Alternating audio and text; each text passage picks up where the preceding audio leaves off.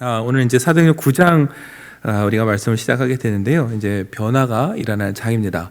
사울이 등장하면서 이미 이방의 복음을 전하는 것이 그 앞에 나왔지만 이제 본격적으로 이방 선교에 대한 이야기가 사도행전에서 펼쳐지게 되는 장입니다. 우리가 이제 사도행전 9장부터 이후의 내용을 좀 찬찬히 또 나눠보도록 하겠습니다.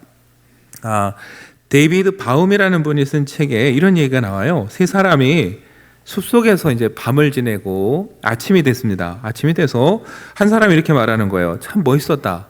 달이 휘영청 떠올라서 비추는데 숲에 사는 작은 야생동물들이 다 내게로 오는 것 같았고 새소리는 얼마나 아름답던지 간밤이 너무 환상적이었다.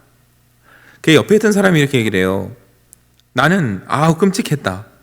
달이 너무 그냥 대낮처럼 환히 비춰갖고 잠도 못 자고 또 바람에 한숨도 못 자고 덩치 큰 사나운 짐승들이 여기저기 으르렁대고 늑대가 그냥 공기를 찢을 듯이 울어대는데 배가 고픈지 밤새 울어대는 바람에 잠을 하나도 못 잤다. 세 번째 사람이 뭐라고 했냐면 뭔 일 있었어? 난 너무 잘 잤는데 눈 뜨니까 날이 밝았네? 이러는 거예요. 책에 나오는 이야기가 우리가 뭘 보여주냐면요, 같은 공간, 같은 시간에 있었는데도 세 사람이 다 받아들이는 게 다른 거예요. 그러니까 각자 보고 싶은 대로 보고 각자 생각대로 해석도 다 다른 게 이게 사람이라는 거예요. 그래서 우리가 뭘 보고 나는 제대로 보고 판단할 거야 하지만은 우리가 그렇게 정확하고 객관적으로 뭘 보지 못하고 대부분 우리가 보고 싶은 대로 본다. 여러분, 근데 이 말을 시저가 했다고 합니다. 시오노 나나미가 쓴 로마인 이야기에 보면요, 시저가 뭐라고 얘기했냐면은 사람들은 자기가 보고 싶은 현실만 본다. 가장 똑똑하다는 키케로도, 가장 용감하다는 푼페이우스도, 가장 돈이 많다는 크라수스도 마찬가지다. 명언인 것 같아요. 어떤 학자들은 이 시저가 전승을 거둘 수 있었던 이유 중에 하나가 남들은 보고 싶은 대로 봤지만 시저는 그렇지 않았다라고 평가하는 사람도 있어요. 맞습니다. 이 시저 카이사라의 말대로요, 대부분 우리는요 보고 싶은 것만 보고 또 보고 싶은 대로 보고 해석을 해요. 그건 우리 같은 사람뿐만 아니라 똑똑하다는 사람들도 마찬가지입니다. 2차 세계대전 때 제가 어떤 글을 보니까 미 해군이 어떻게 하면 적진에 나간 전투기와 조종사들이 무사히 돌아올 확률을 높일까, 이걸 고민하다가 귀환한 전투기들을 조사를 했대요. 봤더니 적의 포탄의 흔적이 주로 어디에 있느냐, 날개와 꼬리에 집중돼 있었고, 그럼 여기를 튼튼히 하면은 무사히 돌아오지 않을까. 그래서 그걸 막 연구하고 있을 때 뉴욕에 있는 컬럼비아 대학교의 통계학과 교수였던 아브라함 발트라는 분이요, 이 연구가 잘못됐다 이렇게 지적을 했어요. 여러분, 뭐가 잘못됐을까요? 비행기에 포탄 자국이 날개와 꼬리에 집중돼 있어서 거기를 더 튼튼하게 하면은 무사히 돌아오지 않겠냐? 그래서 틀렸대요. 네, 뭐가 틀렸냐면요, 진짜 전투기와 조종사를 살리고 싶으면 어느 비행기를 봐야 되냐면 돌아온 비행기가 아니라 못 돌아온 비행기들을 조사를 하는 거죠. 그렇잖아요. 꼬리와 날개에 포탄을 맞았어도 이 비행기들은 어떻게 돼요? 돌아왔어요. 돌아올 수 있는 거예요. 정말 살리고 싶으면은 격추돼서 추락하고 못 돌아온 비행기가 왜 떨어졌는지를 연구를 해야 되는데, 돌아온 비행기를 보고서 거기에서 답을 찾으면은 이건 잘못됐다라는 거예요. 그래서 다시 조사를 해서 결론이 뭐냐, 엔진을 튼튼히 하고 조종석을 보호해야겠구나. 그러면은 꼬리하고 날개는 마저도 어떻게 해요? 돌아올 수는 있구나. 여러분, 똑같은 건데 어때요? 이 어떻게 보느냐에 따라 해석이, 답이 이렇게 달라지는 거예요. 여러분, 이 얘기가 너무 거창해 보이시면 우리 일상생활을 되돌아봐도 그래요. 우리가요, 뭐를 이렇게 잘 보고서 합리적으로 똑똑하게 판단한 것 같지만 사실 이미 답은 마음에 정해져 있고요, 그 생각대로 보고 판단해요. 뭘 살 때 옆에서 이걸 꼭 있잖아, 그럼 뭐라고 그래요? 두고 쓰면 돼, 그래요. 뭐 살 때 너무 많잖아, 그럼 뭐예요? 나눠주면 돼. 그래도 이게 싸, 그래요. 그러니까 이미 사실은 우리 마음속에 사기로 결정이 돼 있는 거예요. 어떤 분이 그런 얘기를 했어요. 자동차를 구매할 때 상당한 시간을 우리가 고민을 하는데 사실 알고 보면은 어떤 차를 살지는 매장에 들어가서 5분 안에 이미 결정이 됐다라는 거예요. 그럼 긴 시간 동안 뭐 하냐? 왜 이 차를 사야 되는지 나름대로 그냥 이유를 만드는 거예요. 내 속에서. 그리고 다른 차를 보면서는 뭘 찾아내냐면 이 차가 왜 안 되는지를 찾아내는 거예요. 남편들이 차를 사러 갈 때 여러분 이미 남편들은 들어가면서 마음의 결정을 했어요. 네. 그 다음부터는 이 차를 왜 사야 되는지 이유를 만들어낼 뿐이에요. 너무 크지 않아? 그럼 너무 크지만 당신 뭐 할 때 내가 태워다 주고 뭐 실어주고 처갓집 갈 때 뭐 해주고 뭐 해줄게. 다 거짓말입니다. 네. 차를 사야 될 이유를 만들어낼 뿐이에요. 저 차가 싸고 좋은데 그럼 안 되는 이유를 계속 말해요. 왜요? 사기 싫어요. 이미 내 마음의 결정이 됐어요. 그래서 사람은요 그렇게 이미 내가 생각하고 보고 싶은 대로 보고 판단하지 있는 그대로를 보고 판단하는 그런 현명한 존재는 못 한다는 거예요. 여러분 성경에도 비슷한 경우가 나옵니다. 이스라엘이 이제 가나안에 들어가기 전에 정탐꾼을 보내요. 우리가 잘 아는 대로 지파별로 사람을 뽑아서 40일 정탐을 보냅니다. 갔다 와서 얘기를 해요. 뭐라고 얘기를 하냐면 모세에게 가서 보니까 그 땅에 젖과 꿀이 흐르는 것이 많다 그러면서 이 열매들을 보십시오. 그래서 그 땅에서 열매를 가져왔거든요. 그런데 시간이 지나면서 이야기가 달라지기 시작해요. 달라진 이유가 뭐냐면요. 땅만 보고 온 게 아니라 거기서 기골이 장대한 안악자손들을 보고 왔거든요.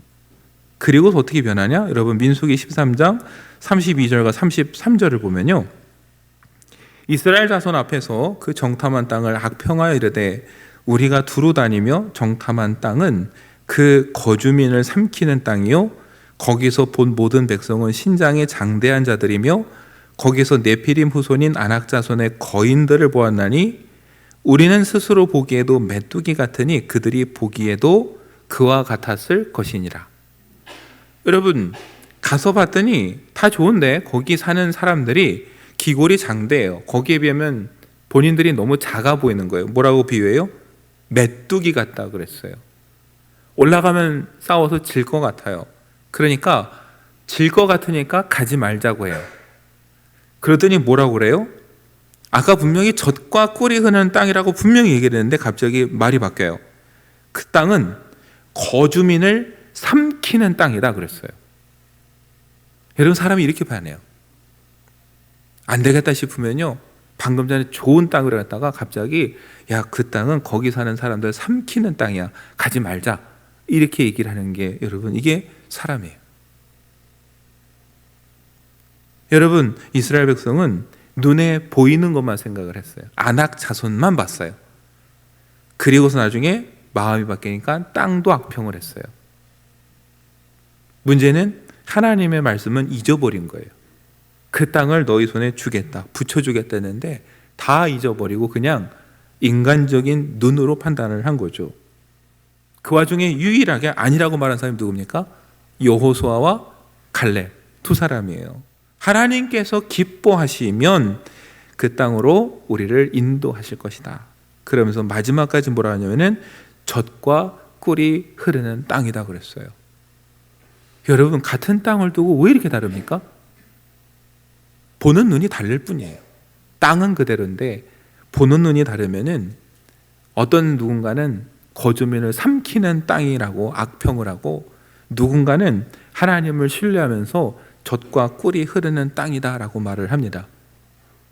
그만큼 우리가 어떤 생각과 어떤 시야로 세상을 보느냐 이게 정말 중요한 거예요. 여러분 오늘 사울이 등장합니다. 어떤 사람입니까? 율법으로는 누구보다 똑똑했고 아는 게 많은 사람이에요. 어쩌면 그래서 세상에 자기가 제일 똑똑하다고 생각해서 자기 생각으로 세상을 보고 판단했어요. 예수는 메시아가 될 수가 없어요. 그 예수님을 그리스도라고 쫓아다니는 사람들은 어리석은 자들이에요. 그래서 잡아다가 핍박을 했어요. 그리고 이제 그들을 잡겠다고 어디로 가요? 다메섹까지 갑니다. 근데 가다가 부활하신 주님을 만나요. 그리고서 다시 일어났는데 앞이 보이지 않습니다. 그래서 함께 가던 동료 손에 이끌려서 이제 다메섹에 들어가게 돼요. 성경은요, 사흘 동안 사울이 먹지도 못하고 마시지도 못했다고 그랬어요. 그렇죠. 뭘 마시고 뭐가 목으로 넘어가겠습니까? 여러분, 그 사흘 동안 그럼 사울은 뭘 했을까요? 먹지도 못하고 마시지도 못한 채. 여러분, 사울은요, 사흘 동안 기도했습니다. 하나님께서 그 사울에게 아나니아라는 사람을 보냈는데요, 그 아나니아를 불러서 주님이 이렇게 말씀하셨어요. 사도행전 9장 11절과 12절 보면요, 아나니아에게 말씀하시기를 일어나 직가라 하는 거리로 가서 유다의 집에서 5 사울이라 하는 사람을 찾으라. 그가 뭘 하고 있어요? 기도하는 중이라 그랬어요. 그러니까 사울은요, 사흘 동안 기도하고 있는 거예요.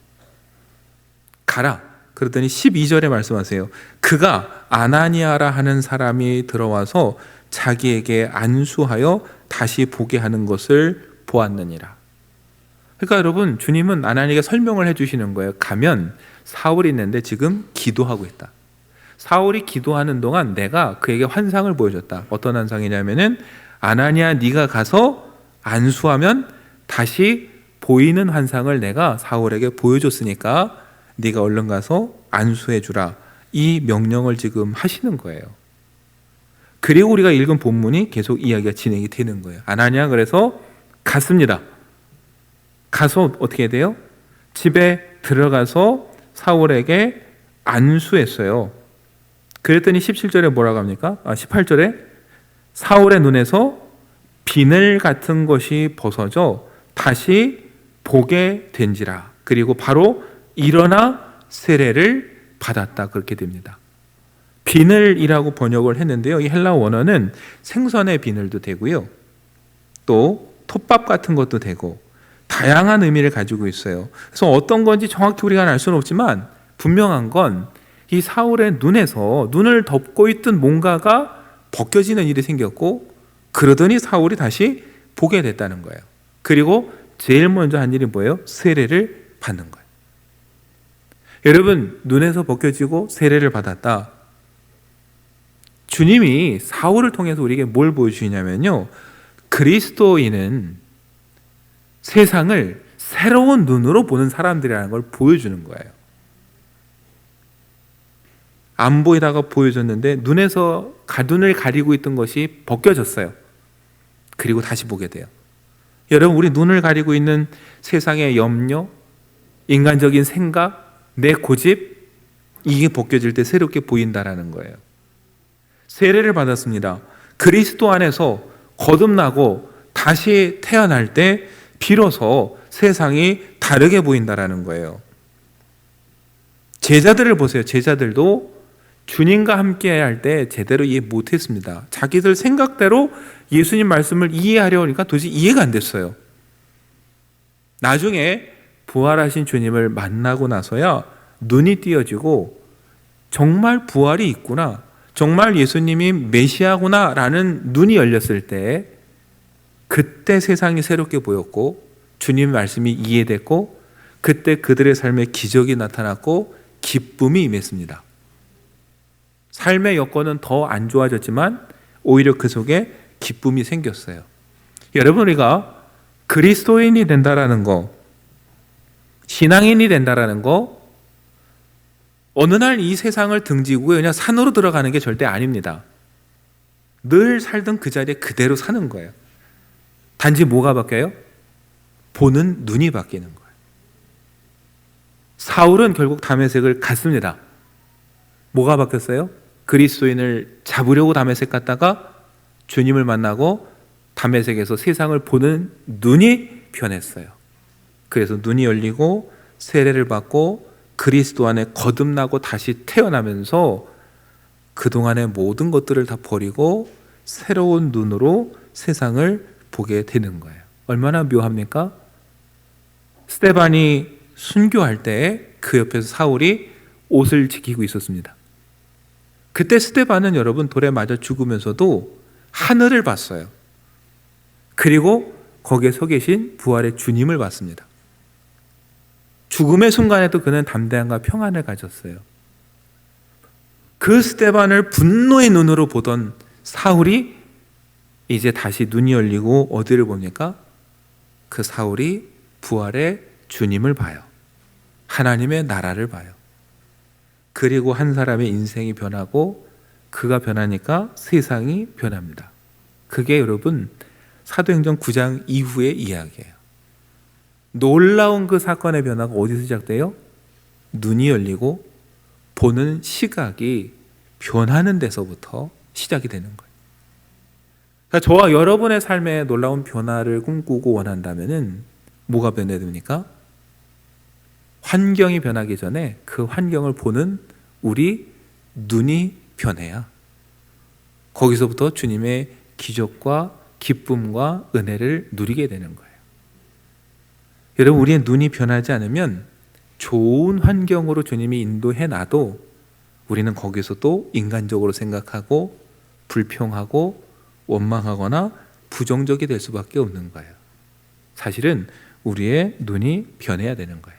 그렇게 사울은 안수할 때 눈을 가리거든 게 벗겨지고 세례를 받고 거듭남으로 이제 새로운 눈으로 다메섹을 보게 되고 하나님의 나라를 보게 되는 겁니다. 근데 여러분, 사울의 눈이 다시 떠진 건 우리가 너무나 잘 아는 이야기예요. 그런데 찬찬히 오늘 이 사도행전 9장을 읽다 보면요, 사울뿐만 아니라 새롭게 눈을 뜬 사람이 한 명 또 있습니다. 누굴까요, 여러분? 아나니아입니다. 무슨 소리일까 싶으시죠? 아나니아가 안수하니까 사울의 눈이 열렸습니다. 사울이 사도로 시작되는데 아주 큰 기여를 한 사람이 아나니아예요. 그런데 아나니아가 처음부터 그럼 사울을 지지하고 따랐느냐? 아니에요. 사울에게 가라 할 때 아나니아는요 이렇게 말했어요. 사도행전 9장 13절과 14절 보면요, 주여, 이 사람에 대하여 내가 여러 사람에게 듣사온즉 그가 예루살렘에서 주의 성도에게 적지 않은 해를 끼쳤다 하더니 여기서도 주의 이름을 부르는 모든 사람을 결박할 권한을 대제사장들에게서 받았나이다. 무슨 말이에요? 사울에게 가서 안수해줘라 해줬더니, 주님, 제가 여러 사람들한테 들었는데 이 사울 예루살렘에서 성도들을 핍박하고 그렇게 해를 끼쳤다고 합니다. 왜 이 사람입니까? 더군다나 다메섹에 온 이유가 그리스도인들을 잡으려고 왔다는데 왜 이 사람입니까? 여러분, 아나니아는 지금까지의 사울을 봤어요. 그래서 그에게 안수해 주라니까 두려워요. 그리스도인들을 잡으러 온 사람인데 그에게 가서 안수해 주라고 하는 이 말 자체가, 여러분, 우리가 아나니아라면 얼마나 두렵겠습니까? 나를 잡아가라고 가는 것도 아니고. 그래서 못 가겠습니다 그랬어요. 그때 주님이 다시 말씀하세요. 사도행전 9장 15절 16절에 주께서 이르시되 가라, 이 사람은 내 이름을 이방인과 임금들과 이스라엘 자손들에게 전하기 위하여 택한 나의 그릇이라. 그가 내 이름을 위하여 얼마나 고난을 받아야 할 것을 내가 그에게 보이리라. 아나니아는 지금까지의 사울을 봤고요, 주님은 뭘 보셨어요? 앞으로의 사울을 봤어요. 내가 택한 그릇이라, 내 도구다. 이방인과 임금들, 거기다 어떻게 해요? 이스라엘 자손들에게 내 이름을 전할 도구고, 내 이름을 전하다가 고난을 받을 사람이다. 지금까지 핍박했지만 이제는 그가 나를 위하여 고난을 받을 것이다. 여러분, 얼마나 다릅니까? 아나니아는 지금까지의 사울을 봤고 주님은 앞으로의 사울을 봤어요.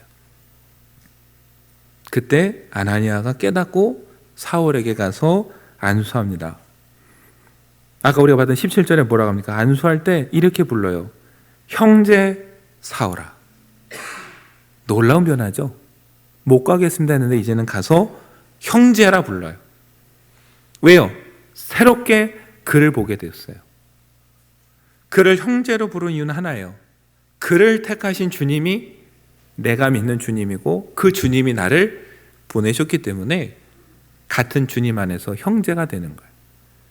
여러분, 아나니아는요, 그 편견과 선입견이라는 것을 깨트리고 새로운 눈으로 사울을 보게 됐습니다.